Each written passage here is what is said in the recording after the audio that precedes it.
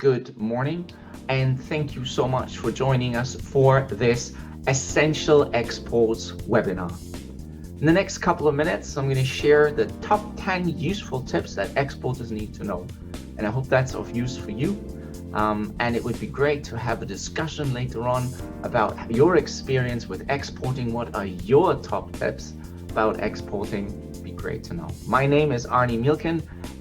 Just a little important note, of course, that none of that what we're going to say here is legal advice, and you shouldn't take it as such. And diversify your sources of where you get your information from, and make sure when you have a very specific issue that you do consult the relevant customs experts, specifically for the challenge that you may have, or the questions that you may have. All right. Well, here's a little bit about me. So in case we haven't met, hello, great to meet you. My name is Arne Mielken, and I have been in customs and global trade now for many years. I love this stuff. It's very geeky, and it's just something you grow to love when you are a real international person and you deal with movements from in and out the EU, into the UK, into the US, and around the world. So I've been advising customers and clients for some 15 years in various capacities, and the goal was always to help you reach your international customers faster, and by cutting bureaucracy, cutting red tape, cutting costs, and cutting paperwork. The idea is that we need to de-risk our businesses, and then we need to stay compliant, and that in turn will allow us to grow globally. Hey, we are going to talk about the essentials of exporting. Here are some things we're not going to talk about. Now, I know this is really important, and we ought to talk about it, but for now, we're not, because we are actually going to talk about the actual import and export process. But if you want to learn about these things here, then please look at the blog. I've linked it down below. All you need to do is click on it when you get these slides, and away you go. So what we are going to talk about is, and I'm just going to make sure everybody's on mute. So let me do that. So just double check, please, because I hear some background noise. If you could go on mute, that would be great. So what we are going to talk about is actually doing it. So doing the export. I've nailed down 10 tips that you may find helpful that we can cover in this 1 hour. Of course, there's much more to talk about, but we have to highlight, we have to streamline. And if you'd ask me what my top 10 tips for exporting are, then that would be it. So let's have a bit of a look. Of course, if you want to deep dive into the essentials of exporting, we need a little bit more time. So this is the full coverage list of things we're going to talk about during our essential exporting course, which will happen next Thursday. So if you're interested in spending a bit more time exploring this in more detail, then I invite you to look at that also on customsmanager.org/booking. You can find all the details of this course. Before we go into the top 10 tips, I thought it would be helpful to think about the importance of exporting in the larger sense. I have taken the example of the UK because I've got some latest figures that are quite relevant. So just for a moment, let's have a think about why exporting really matters in the larger context.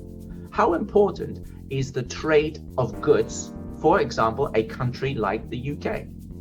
You can see here that there are £1 trillion, more than £1 trillion of trade in goods and services that either go into the UK or go out of the UK. So there are significant trade volumes in both directions, either importing into the UK or exporting out of the UK.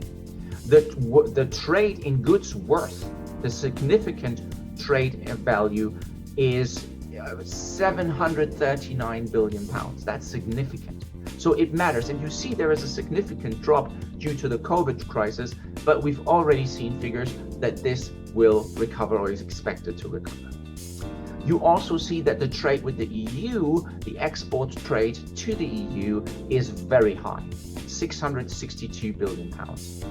Although the non-EU trade has also grown significantly, for example with Vietnam, and is up currently.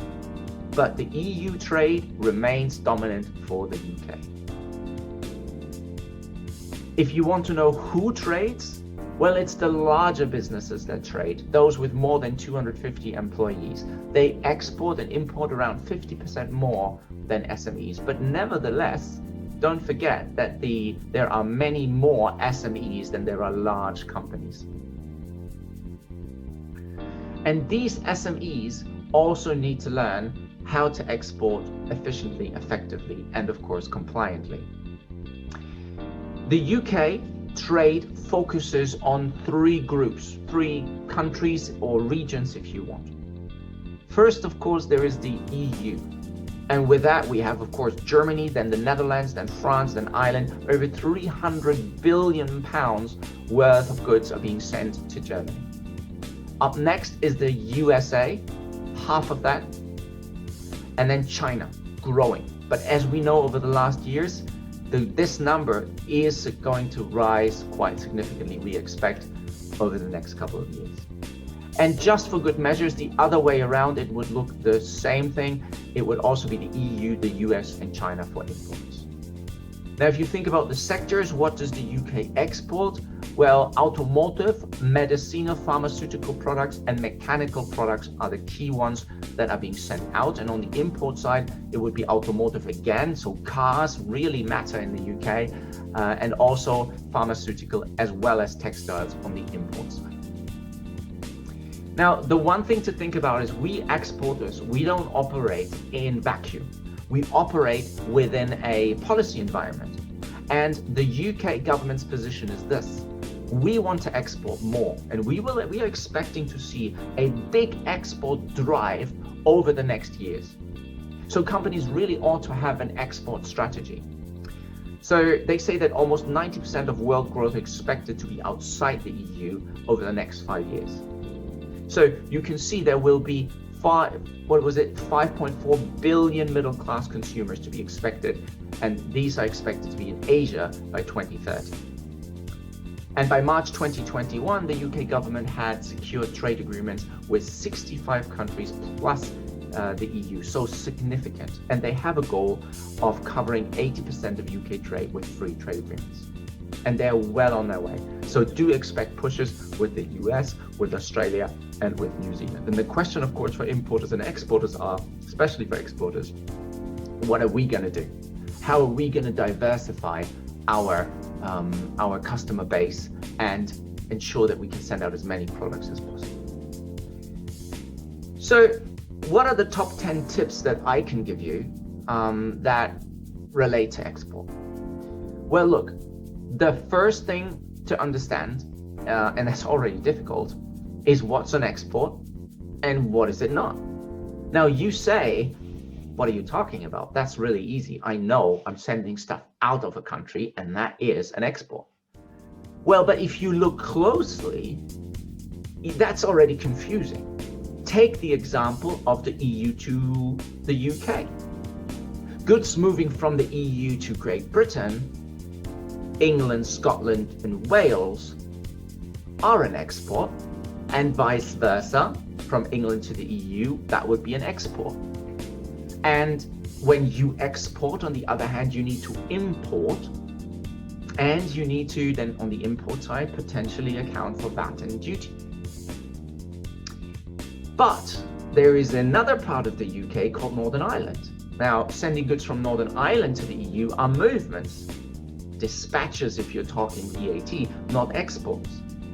And that matters because if you're not an export, then the previous EU rules of just go remain.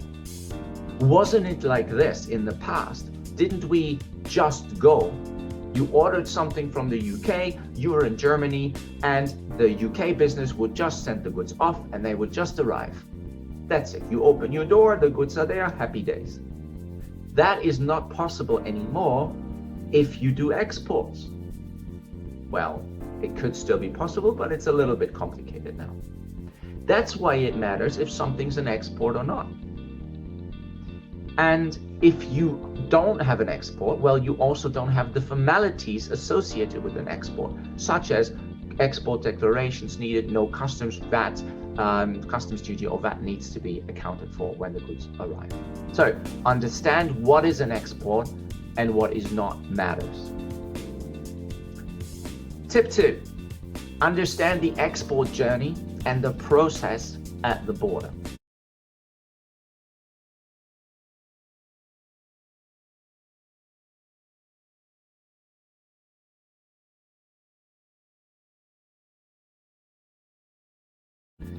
If you're interested in more trainings, just a little bit of information about how you can find out more about these trainings that we offer, then the next set of trainings are here. There are even trainings in German. We offer them in 4 languages, in fact, in French, in Spanish, in German, and in English.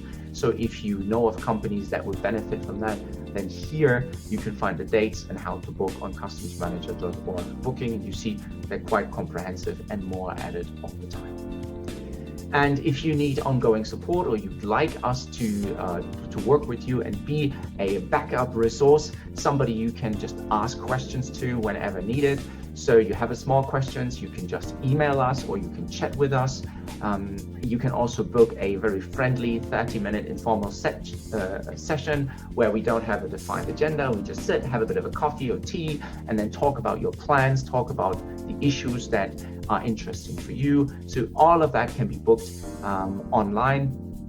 And of course, if you upgrade to the premium subscription, then you get full access to our trade intelligence library as well as fresh new content on the blog and multimedia every week. There's also a weekly law check helpline for your questions. As I said, exclusive events like the one we have soon on export controls, as well as discounts for all other services. And you see the link here. Click it, upgrade it, and you know you're part of the family. So, and this is how the expert blog looks. So it's very easy to access, and you have a lot of options. For example, you can sort by a topic that matters to you. So there are various topics you can click on, and then it filters automatically all the blog entries to the topic that you are interested in. It goes to exporting, it goes to importing, it goes to software, sanctions, and it even has a breakdown of certain CN or HS headings. So you can request us to add your heading there, the one that you deal with, and then you can just click on that and see what updates are provided for this particular area. There are videos and explainer blogs, and of course there are customs law checks. We check the law so you don't have to, and you're not surprised by any of the law changes that might occur. And of course, we're open for you to request topics that matter to you. And yeah, then we can enhance the blog and make it work really for our customers. And again, if you want the support, the telephone, email support, information service, then just go online and join us. And that it completes the presentation for today.